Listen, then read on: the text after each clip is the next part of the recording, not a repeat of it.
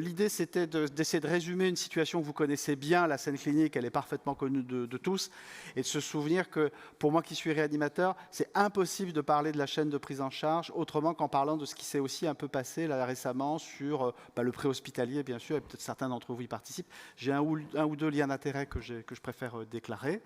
Sur le versant chaîne de survie, maillon préhospitalier, incontestablement, l'accent a été beaucoup mis là, ces dernières années, plus encore que sur la période plus ancienne, sur reconnaissance précoce, activation précoce de la chaîne de survie et défibrillation la plus précoce possible, et puis peut-être, encore une fois, la plus efficace possible. Vous vous souvenez certainement qu'il y a des travaux qui sont apparus récemment qui montrent que peut-être on peut être plus rapide et plus efficace sur la méthode de défibrillation. Alors sur le versant préhospitalier, certainement certaines d'entre vous ont dans leur téléphone téléchargé une de ces applications qu'on appelle des applications de bons samaritains et que vous avez peut-être désactivé parce que vous êtes en congrès et que vous ne voulez pas être dérangé, peut-être, pas sûr, et qui, le cas échéant, si un arrêt cardiaque se produit dans un périmètre autour de vous, autour de votre géolocalisation, permettront de vous déclencher et de vous adresser, moyennant d'ailleurs maintenant l'usage d'un petit plan qui apparaît sur l'écran de votre téléphone, vers la victime. Et tout l'enjeu dans ces cas-là, c'est évidemment de faire en sorte que vous soyez, vous, témoin formé à la pratique de la réanimation, c'est ce qui vous permet d'avoir l'application, capable de démarrer la réanimation cardio-pulmonaire avant l'arrivée des secours professionnels. Et ça marche de plus en plus. La preuve que ça marche avec un effet sur la survie n'est pas encore complètement faite. La preuve que ça marche sur les délais est faite. Alors, en utilisant ce type d'application, le délai entre l'effondrement, l'appel et le début de la réanimation cardio-pulmonaire et même de la défibrillation, en tout cas en termes de mise en place du système, est raccourci. La preuve translationnelle que ça va se traduire par un bénéfice en termes de survie, on l'aura, il n'y a pas de doute, il faut encore attendre un tout petit peu, mais en tout cas, ces stratégies sont des stratégies extrêmement payantes. Alors ça pose un tas de problèmes organisationnels, peut-être de craintes populationnelles. Il y a des gens qui se disent « mais si j'ai l'application et que je n'y vais pas, qu'est-ce qui se passe ?» Il ne se passe rien. Rien du tout. Quelqu'un d'autre ira, les secours professionnels arriveront et il n'y a aucune mise en danger sur le plan de la responsabilité de ce bon samaritain qui s'était éventuellement déclaré disponible et qui finalement ne l'était pas, n'a pas vu le déclenchement ou n'a pas pu tout simplement se rendre sur les lieux. Un point aussi sur le préhospitalier, je l'ai dit, il faut aller toujours plus vite, plus loin, y compris dans des endroits inaccessibles. Alors ce qui est nouveau, mais que vous avez peut-être vu passer dans la presse spécialisée et la grande presse même, c'est le fait que pour atteindre la victime et atteindre le témoin qui a appelé, quand il est extrêmement éloigné dans une région difficile à atteindre par la route, on peut maintenant, dans certains coins, envisager sérieusement de lui envoyer un drone, tout simplement. Un drone qui portera le défibrillateur et saura en plus porter les instructions nécessaires. Il faudra que l'équipe médicalisée, l'équipe de secours professionnel arrive ensuite, mais ce principe d'acheminer dans des lieux qui sont un peu difficiles à atteindre, et ça a été pour l'instant testé dans des régions un peu rurales, dans le Grand Nord américain, dans des régions de Scandinavie que vous connaissez peut-être, qui ne sont pas les régions côtières du Sud, mais plus difficiles à atteindre dans le Nord. Bref, ces systèmes de géolocalisation de la victime et du témoin par leur portable, et le fait de leur adresser avec une précision extrême le matériel nécessaire et les instructions, ça fait gagner du temps et c'est probablement quelque chose qui va se développer. Je vous ai dit, la défibrillation, c'est bien, il faut qu'elle soit faite tôt et peut-être encore mieux. Et vous avez certainement vu passer ce papier qui teste deux stratégies différentes de défibrillation en termes de positionnement des électrodes. Vous voyez, on peut faire de la science clinique pas si coûteuse que ça en testant simplement des stratégies de positionnement. Nous, on a appris à positionner nos électrodes de manière assez conventionnelle, mais on peut aussi les positionner de manière antéro-postérieure avec le cœur entre les deux électrodes, et ça marche un peu mieux. Et on peut même ajouter une deuxième paire d'électrodes conventionnelles plus la paire antéro-postérieure et faire une double défibrillation séquentielle, deux défibrillations extrêmement rapprochées l'une de l'autre,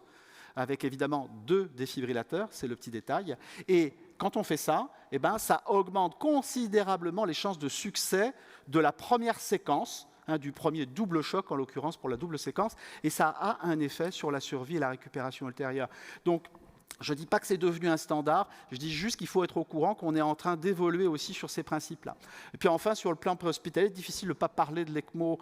dans sa version non pas choc cardiogénique, non pas assistance respiratoire, mais ICPA, ECMO pour la réanimation cardiopulmonaire dans les situations d'arrêt cardiaque réfractaire. Et vous savez qu'aujourd'hui, on n'en est pas à considérer que c'est une technique standard qu'il faut utiliser chez tout le monde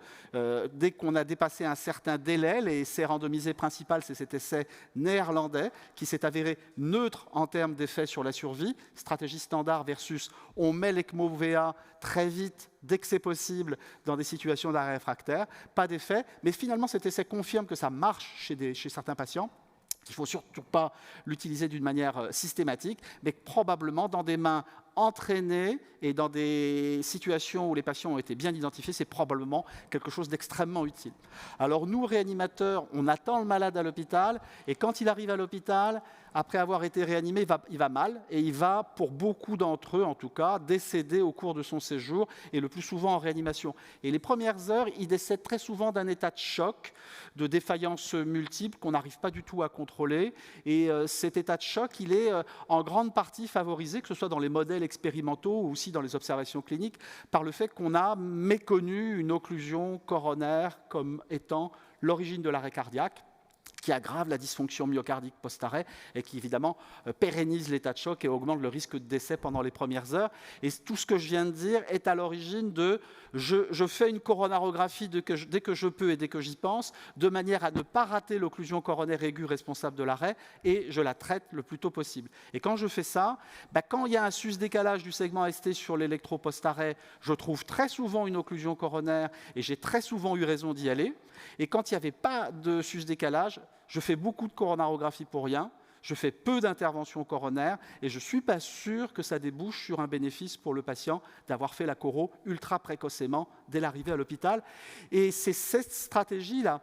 le fait de faire la coro précoce ou alors de la retarder dans le temps, et on la fera dans les 2-3 jours quand le malade ira un petit peu mieux, mais on ne la fait pas en urgence, qui a été testée dans plusieurs essais randomisés, où on a randomisé que des patients en post-arrêt cardiaque qui n'avaient pas de sus-décalage du segment ST, donc pas d'évidence pour y aller le plus vite possible. Et dans ces 3 essais randomisés qui s'accompagnent maintenant de 2-3 autres essais supplémentaires, eh bien, le même résultat a été trouvé. C'est-à-dire que dans cette population-là, à relatif faible risque d'avoir une occlusion coronaire aiguë qu'on méconnaîtrait, eh bien, le fait de faire la coro urgemment à l'arrivée versus la faire dans les 2-3 jours qui suivent, ça n'est pas associé à un quelconque effet en termes de survie, ni d'ailleurs sur aucun autre critère de jugement de récupération ultérieure, que ce soit neurologique ou myocardique. Donc aujourd'hui, et vous voyez que dans la méta-analyse de ces différents effets,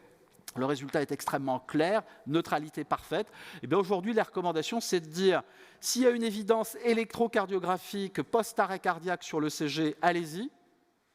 Et s'il n'y en a pas, permettez-vous de le discuter au cas par cas, parce que chez certains patients, vous aurez peut-être envie d'y aller quand même, mais dans la plupart des cas, vous pourrez probablement retarder la réalisation de cette exploration coronaire. Ce malade qui survit au choc initial, il est à très haut risque malheureusement de développer des lésions cérébrales, et on est super attentif évidemment à essayer de réduire le plus possible les agressions d'origine systémique qui pourraient aggraver ces lésions-là. Et donc ça fait des années qu'on cherche à voir comment on peut améliorer encore la prise en charge de ces patients de ce point de vue-là. Par exemple, en améliorant leur prise en charge hémodynamique, parce qu'on se dit que finalement, et par analogie avec la prise en charge du choc septique, on a souvent recommandé, et on continue de recommander, de cibler au moins 65 mm de mercure de pression artérielle moyenne, mais beaucoup de gens se sont dit, c'est un peu idiot. Peut-être que du fait de la perte de l'autorégulation du débit sanguin cérébral, la relation beaucoup plus linéaire entre la pression artérielle moyenne engendrée dans cet état de choc post-arrêt et le débit sanguin cérébral justifierait qu'on augmente la cible tout simplement pour améliorer la perfusion cérébrale. C'est assez basique comme raisonnement, mais ça a conduit à une série d'essais dont celui-ci, qui est probablement, en tout cas en nombre de patients, le plus important, l'essai de la Box Trial, qui a été conduit en Scandinavie et qui a comparé donc 2 cibles de pression artérielle moyenne dans l'état de choc post-arrêt cardiaque, la cible conventionnelle aux alentours de 63-65, et puis une cible un petit peu plus élevée, en aveugle complet. Et les investigateurs ont été extrêmement malins, ils ont masqué la vraie pression artérielle aux cliniciens qui géraient le malade par un procédé assez habile. Et vous voyez que ça n'a eu absolument aucun effet sur l'évolution ultérieure de ces patients. Donc ils ont donc montré, et ça a été accompagné par 2-3 autres essais, que finalement, la cible actuelle était probablement, en population générale, tout à fait recommandable. Par contre, il n'empêche que beaucoup de ces patients ont un gros état de choc post-arrêt. On sait que c'est lié à une grosse réaction inflammatoire systémique. Il y a pas mal d'interrogations sur la manière de traiter cette réaction inflammatoire systémique. Sans en dire plus sur ce sujet, mais on pourrait en discuter, l'usage des corticoïdes en post-arrêt cardiaque est revenu un petit peu à la mode, notamment à l'occasion de la publication des résultats de Steroca, où les investigateurs ont comparé l'effet d'un bolus de corticoïdes juste après la reprise d'activité circulatoire spontanée versus un placebo, et ont observé un effet sur le syndrome inflammatoire systémique, biologique, mais aussi des effets assez intéressants sur le plan hémodynamique. Il n'est pas exclu que les investigations se poursuivent dans ce domaine. Alors, ces malades sont dans le coma, ils sont en état de choc, on a parlé de l'état hémodynamique, en plus ils sont ventilés mécaniquement, quasiment pour 100% d'entre eux bien sûr, et vous le savez bien, et donc du coup on se dit mais la ventilation mécanique qu'on leur adresse est probablement susceptible aussi de devoir être quelque chose qui soit à la cible de notre attention, notamment parce que par exemple on règle le ventilateur, peut-être que la pression artérielle en CO2, ça pourrait compter, parce que ça a un effet sur le débit sanguin cérébral, peut-être qu'induire un tout petit peu d'hypercapnie permissive de manière à augmenter justement le débit sanguin cérébral, ça pourrait être pas mal par rapport à la cible qu'on a actuellement, qui est la normocapnie la plus parfaite. C'est ce qu'ont testé les investigateurs de l'essai THEM, où ils ont comparé donc une cible de normocapnie à une cible d'hypercapnie modérée, mild, et ils n'ont absolument pas reproduit les effets expérimentaux qu'on avait vus chez le gros animal, c'est-à-dire pas d'effet d'une telle stratégie. Donc finalement, là aussi, ça confirme qu'on peut le faire. Et si votre malade il est un petit peu hypercapnique en post-arrêt, c'est probablement pas si grave que ça, mais ça n'améliorera probablement pas son état neurologique. Et ça n'est pas une cible thérapeutique pour vous que de le faire et de l'induire. Sur l'oxygène, on s'est posé tout plein de questions parce que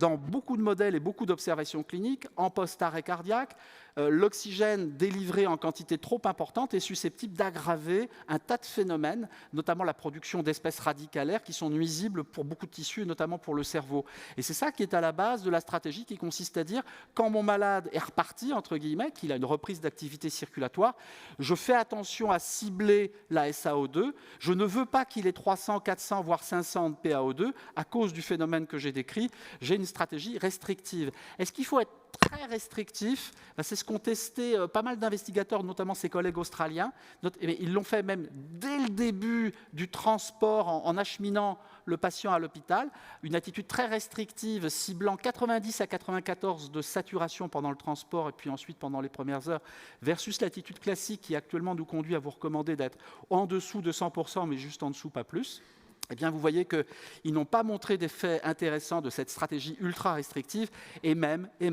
un effet plutôt délétère. Donc aujourd'hui, on dit aux gens, attention, l'oxygénation, ça peut être toxique en trop grande importance, mais ce n'est probablement pas non plus nécessaire d'en faire trop de ce point de vue-là.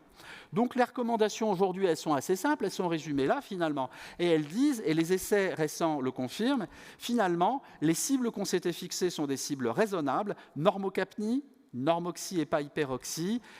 Traitez votre malade de manière à cibler au moins 65 de PAM, ça ne vous empêche pas de réfléchir à une stratégie individuelle chez certains patients et soyez attentifs à ce qu'ils perfusent correctement sur des indicateurs qui sont tout à fait habituels. Un point important, c'est évidemment le contrôle de la température. Ça a été extrêmement important au tout début des années 2000 de dire qu'il fallait abaisser la température à 33 degrés pendant 24 heures. Le dogme a été progressivement brisé par des essais successifs, dont le dernier en date est celui de TTM2, qui a montré que finalement, 33 degrés pendant 24 heures, qui était donc le dogme, n'était absolument pas différent en termes d'évolution qu'une stratégie qui consistait à juste éviter la fièvre. Just avoiding fever, ça suffit pour engendrer l'effet. Alors évidemment, cet essai a bouleversé beaucoup de croyants de l'hypothermie. J'en étais il n'y a encore pas si longtemps, parce que quand même les essais randomisés du début des années 2000 étaient extrêmement impressionnants. Mais TTM2 est un essai remarquablement fait remarquablement construit sur le plan méthodologique, très supérieur à la méthodologie des essais des années 2000. Et donc les experts, finalement, ils ont pris en considération tous ces essais. Ils ont dit aujourd'hui, on n'a pas la preuve qu'avec les moyens dont on dispose qui ne sont pas bons, pour aller vite et faire l'hypothermie qui marche bien chez l'animal, qu'on soit obligé de descendre chez tous les patients. Il faut éviter la fièvre, ça c'est sûr. Il faut continuer de chercher des groupes d'intérêt, des sous-groupes de patients pour lesquels descendre en température serait intéressant. Probablement que ces malades ressemblent un peu à ceux de l'essai Hyperion, qui est l'essai français, qui est le seul essai randomisé de grande envergure, qui ciblait des malades réanimés d'un rythme non choquable, très grave les rythmes non choquables, très faible survie, des causes qui sont dans l'immense majorité des cas des causes non primitivement cardiaques. Et dans cet essai, le fait de faire de l'hypothermie à 33 versus normothermie a été clairement associé, significativement associé à une meilleure évolution neurologique chez des malades très sélectionnés sur leur gravité initiale et la sévérité de l'atteinte cérébrale. Alors, du coup, ça ne veut pas dire qu'il ne faut pas en faire, ça veut dire qu'il faut continuer à chercher comment mieux le faire, plus tôt, avec des techniques différentes et en ciblant des sous-groupes de patients. Et c'est ce qu'on fait en ce moment en termes de recherche clinique. On est même retourné au laboratoire de ce point de vue-là. Enfin, le dernier point vraiment super important, c'est ce qu'on appelle la neuropronostication. Parce que quand le malade a survécu à la phase initiale, malheureusement, beaucoup d'entre eux vont décéder d'un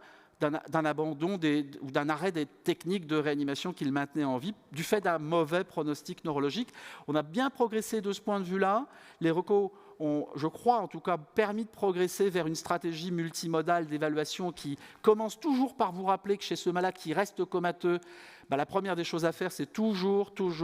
d'éliminer des facteurs confondants, et notamment l'effet résiduel de la sédation s'il y a eu de la sédation initiale. Je préfère le dire parce que c'est vraiment extrêmement important de se souvenir qu'ensuite, on peut utiliser une stratégie, on doit utiliser une stratégie multimodale qui combine entre eux les éléments qui sont réunis ici, des éléments cliniques, électrophysiologiques, l'utilisation de biomarqueurs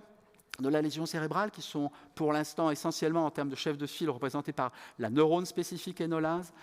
qu'on peut utiliser de l'imagerie pour détecter des lésions cérébrales et que la combinaison, le recueil d'au moins 2 éléments défavorables dans cette liste de 6 éléments majeurs, qui sont l'absence de réflexe oculaire, la perte bilatérale des potentiels, des latences N20, des potentiels évoqués somesthésiques, le fait d'avoir un électroencéphalogramme qui montre un aspect malin, très malin, hautement malin, une NSE élevée, un état de mal myoclonique d'installation précoce ou des lésions anoxo-ischémiques visibles à l'imagerie, et bien que quand les patients ont 2 de ces critères, et c'est ce qu'on est en train de publier là actuellement, qui sera montré à la SRLF la semaine prochaine, quand on a au moins 2 sur 6 de ces critères, nous, dans la cohorte du registre After-ROSC, on n'a observé aucune survie. Ces études sont évidemment entachées d'un biais de self-fulfilling prophecy, de prophétie auto-réalisée qui est évidemment importante, mais on a aussi montré, et on reviendra en détail à la SRLF, mais on a aussi montré qu'à l'inverse, dans le groupe des patients qui n'ont pas au moins 2 critères péjoratifs et qui même ont au moins 1, voire 2 critères positifs, c'est-à-dire, par exemple, un EEG vraiment bénin et un taux de NSE qui est resté faible pendant la période post-arrêt, ces patients vont avoir une récupération favorable alors qu'ils sont comateux au moment de l'évaluation, et que c'était donc probablement un effet d'un facteur confondant résiduel, eh bien une évolution favorable dans bon nombre de cas. Donc cette stratégie multimodale, elle est majeure pour s'arrêter quand il faut chez des malades dont on a évidemment pronostiqué la mauvaise évolution, mais aussi pour attendre chez les patients chez lesquels il y a un facteur ou 2 facteurs confondants. Donc cette stratégie, elle est super importante. Rappelons aussi que pour moi, un des points majeurs, c'est le fait que même si on n'est pas dans un centre expert, on fonctionne en réseau avec un centre expert. Et ça permet d'acheminer les malades là où il faut qu'ils soient placés ensuite pour leur prise en charge ultérieure. Et enfin, je conclus en remerciant tous les collègues qui travaillent dans le réseau After-ROSC, pas tous parce qu'ils ne sont pas tous présents là, et en vous invitant à nous rejoindre si pour certains d'entre vous, vous avez une activité qui vous conduit à avoir un intérêt particulier pour la prise en charge de ces patients. Merci beaucoup.